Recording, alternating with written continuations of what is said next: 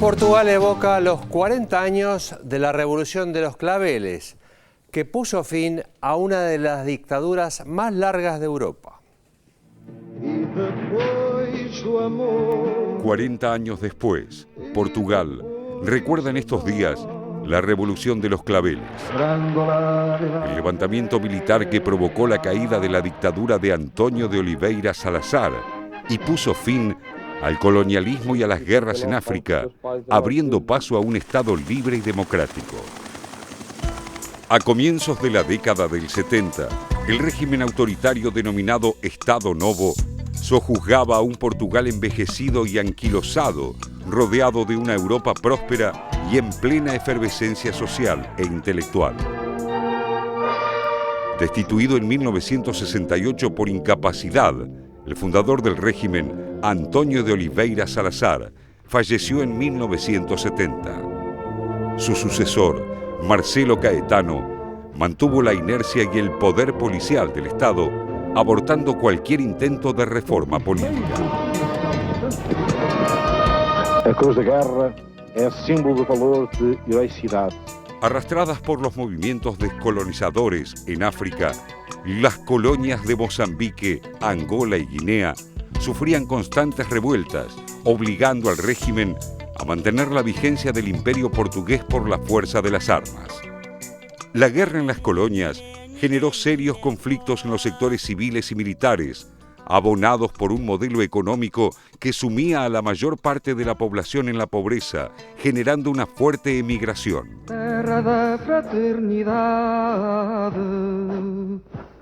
En la noche del 24 de abril de 1974, la transmisión radial de Grandola, Vila Morena, una canción revolucionaria de José Alfonso, prohibida por el régimen, fue la señal para que un grupo de jóvenes oficiales del ejército, conocidos como los Capitanes de Abril, ocupara enclaves estratégicos en todo el país. A las pocas horas y con escaso derramamiento de sangre, el primer ministro Marcelo Caetano entregaba el poder. Había caído una de las dictaduras más longevas de Europa. El 25 de abril, miles de portugueses salieron a las calles en apoyo a los militares revolucionarios que casi en forma inmediata liberaron a todos los presos políticos del antiguo régimen. Uno de los hitos de aquellas concentraciones fue la Marcha de las Flores en Lisboa, caracterizada por una multitud pertrechada de claveles, repitiendo el gesto de un grupo de soldados que en su camino hacia los puntos claves de la capital lusa pidieron claveles a una florista y los colocaron en los cañones de sus fusiles en señal de que no deseaban disparar sus armas. Con avances y retrocesos, se nacionalizaron bancos y fábricas, se ocuparon latifundios agrícolas, se realizaron asambleas ciudadanas y el imperio portugués, que con sus colonias, Angola, Mozambique, Guinea-Bissau, Cabo Verde, Santo Tomé y Príncipe, Timor y Macao, sumaban más de 2 millones de kilómetros cuadrados, llegó a su fin. Democratizar, descolonizar y desarrollar se convirtieron así en el lema y en el programa que guió a los capitanes revolucionarios. Un año después, con el retorno desde el exilio de los líderes políticos opositores, el socialista Mário Soares y el comunista Álvaro Cunhal, se convocaron elecciones constituyentes en las que triunfaron las fuerzas socialistas moderadas. La crisis no terminó allí, pero este fue el comienzo de un proceso democrático que fue consolidándose paulatinamente. El aniversario de la Revolución encuentra a Portugal en un presente complicado y agobiado por la política de ajuste impuesta por la Troika Europea a partir del rescate financiero de mayo de 2011.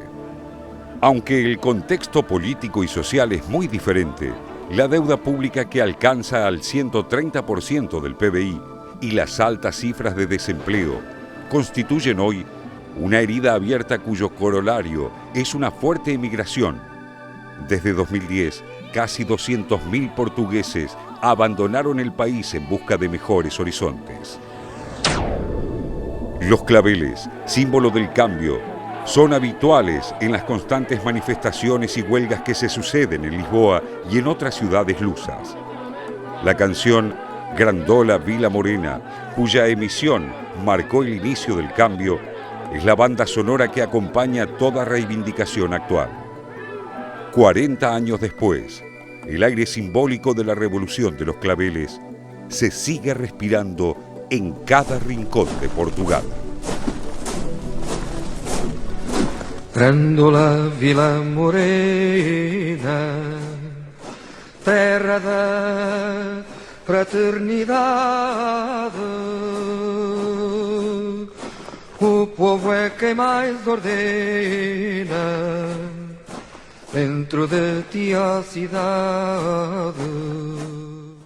Dentro de ti a cidade. Bueno, se cumple 40 años y la verdad que algunas cifras son bastante impactantes en cuanto a los avances que hubo desde aquel momento. Ahora, sobre todo en el área educación y salud. Claro, lo que sucede es que con la crisis actual, estos dos ítems, justamente con todas las políticas neoliberales, son justamente los ítems que más están sufriendo. Pero yo traje algunas cifras para comparar estos 40 años. Pensemos, hubo 50 años de dictadura y apenas, digamos, 40 años de democracia, o sea que siempre sigue siendo todavía el peso mayor el de la dictadura, ¿no?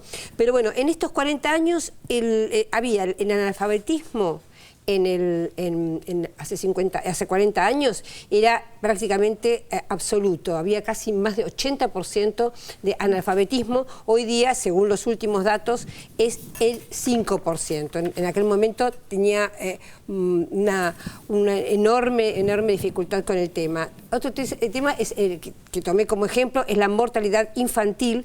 En ese momento, hace 40 años, había 60 por cada 1000 y hoy es 3.4 por cada 1000. Es una de las mejores medidas de los países de Europa. Es decir que en realidad trajo la democracia un enorme avance, pero está muy cuestionada y efectivamente en las manifestaciones de ayer, en los actos celebratorios de ayer, quedó esto muy claramente evidenciado. Yo contaba al comienzo que el movimiento 25, o asociación, mejor dicho, 25 de abril, que es donde se juntan todavía los que ellos llaman los héroes de la Revolución de los Claveles, que son militares y que ya son personas grandes, son uno de los más críticos respecto de las políticas de ajuste que está haciendo el gobierno portugués. Recordemos que el primer ajuste empezó con el Partido Socialista. En el año 2011 ganó el Partido Conservador y continuó las políticas de ajuste que, por supuesto, seguirán ahondando. Ya en el 2011 con el plan de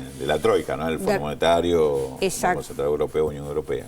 Y que en los años próximos, según tengo entendido por las cifras que se leen, de lo que van a deber, están en una situación muy parecida a la Argentina, o sea, piden dinero, préstamos para pagar deuda, ¿no? O sea, que la situación realmente está grave. Ya que mencionás a los militares, algunos de ellos ayer, porque obviamente se los entrevista por los 40 años, dijeron, no hicimos la revolución para que haya 1 millón de desempleados y 2 millones de pobres. O sea, que son las cifras de Portugal a hoy. Esto está sacado de la prensa portuguesa de hoy. Obviamente ayer cantaban en las calles Grandola Vila Morena, esta canción tan simbólica. Como resignificada, según lo que yo también leía en la prensa, justamente hoy se vuelve a cantar y lo vuelven a cantar estos sectores militares que participaron de aquella gesta histórica, diciendo, bueno, estamos en una situación grave como estábamos en aquel momento. Tal vez hoy haya libertad de prensa, tal vez hoy haya censura, pero no, digamos, sienten como que esa revolución fue fracasada, porque recordemos, en los primeros meses de esa revolución nacionalizaron las bancas, realizaron una reforma agraria en los latifundios del sur, y pusieron algunos instrumentos de democracia directa, es decir, fue realmente una revolución estructural. Y el año y medio prácticamente ya fueron las modificaciones constitucionales modificándose como para dar marcha atrás en todas aquellas medidas que eran realmente de avanzada. Sí, yo recuerdo, además lo recuerdo muy bien, y alguna vez mencionamos acá los debates que hubo esto tan abiertos, incluso con la toma del diario de la República del Partido Socialista, y el debate de, bueno, si los trabajadores podían incidir sobre el contenido del diario porque estaban más radicalizados que los dueños del diario del Partido Socialista. Fue un debate interesantísimo sobre este límite de libertad de expresión, libertad de empresa, de quién es propiedad de un medio de comunicación. Fue un debate riquísimo en en ese momento y en todos los aspectos, reforma agraria, políticas, y se salía, como bien decías, de 48 años de dictadura. La alianza era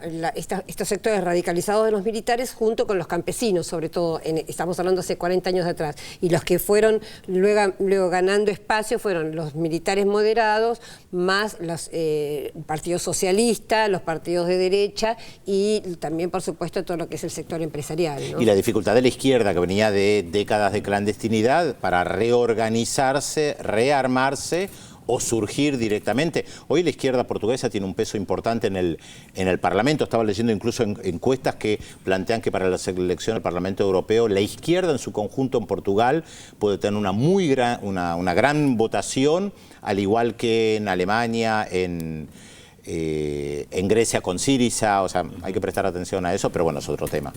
Indudablemente como un reflejo de la respuesta a esta crisis y claro, estas políticas de ajuste que se están dando en todos estos países. En realidad, con la revolución de los claveles, más que de fracaso, habría que hablar de traición a la revolución, porque evidentemente los cambios sociales que vos estás marcando con esas cifras te señalan que hubo un cambio muy rotundo en cuanto a las políticas de Estado sobre todo, pero evidentemente en este proceso que se ha entrado en los últimos años es un retroceso muy grande, y no casualmente esto que marcás, educación y salud son los sectores más golpeados, más afectados por este tipo de ajuste. Fíjense que además, recién Pedro hablaba de las cifras de desocupados y de pobreza. A eso agregale los 200.000 que se van del país, los emigrados, fuga de cerebros, en busca, digamos, aquellos que están quizás en mejores condiciones en cuanto a sus capacidades, tienen que buscar fuera del país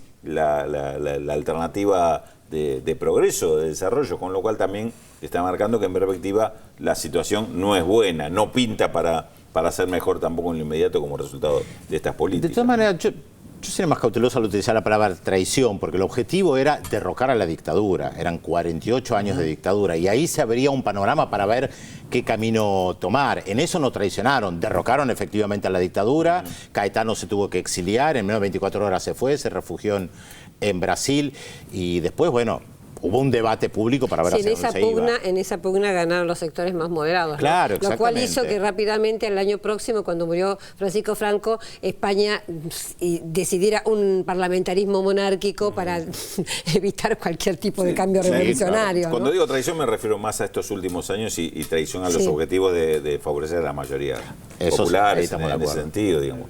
Lo importante de estos aniversarios es justamente el balance que están haciendo hoy los portugueses respecto de todo ese periodo, que fue lo positivo y por qué terminaron como terminaron, ¿no? Vamos a ver si hay mensaje, Félix. Exactamente, Telma, todavía nos quedan 15 minutos de programa. Atención, Virginia de Ciudad Jardín agradece por los informes, dice, tan claros que pasamos habitualmente en el programa. Carmen de Congreso, muy bien, Carmen. Hasta ahora la única que acertó con la incógnita. Atención, porque todavía nos falta un dato más de la incógnita. Zulema de Río Cuarto dice si podemos traducir los informes para las personas no videntes. Bueno, vamos a hacer lo posible. Es muy complicado. Bueno, ya la tenemos a nuestra traductora de señas, a Melissa Fernández, que a veces se tiene que apurar porque nos queda poco tiempo y Pedro habla y habla y habla y no para de hablar. Y entonces ella no puede, pobrecita. Bueno, tengo un mensaje para usted, Pedro. Guillermo de Villa Urquiza, que es taxista, que el otro día me trajo hasta el canal, dice, quiero que lo salude, por favor, a Pedro Brigger y si me puede conseguir un autógrafo. Digo, no, lo que pasa es que ahora con la nominación a Martín Fierro se lo va a cobrar. Pero bueno, ¿cuántas nominaciones, Pedro? ¿Cuántas nominaciones? ¿Cuántos Martín Fierro ya? Ya son varios, pero ¿por qué no una pista que es lo que interesa a los televidentes? Fíjese, vamos con esto también le interesa para que sepan quién es, lo voy a desenmascarar. Vamos con la última incógnita de la jornada de hoy. Atención, con un estilo con el que se propuso transformar y renovar el uso de la lengua portuguesa en sus relatos breves y sus novelas, sus personajes, en contacto con la dura naturaleza del Sertão, se enfrentan a los grandes problemas existenciales: Dios, el diablo, el destino, la lucha entre el bien y el mal, la muerte, etc. ¿Quién es nuestro personaje de hoy? 0800 444 1777 4535 0709. Luego de la pausa le contamos de quién se trata. No se vayan, ya volvemos.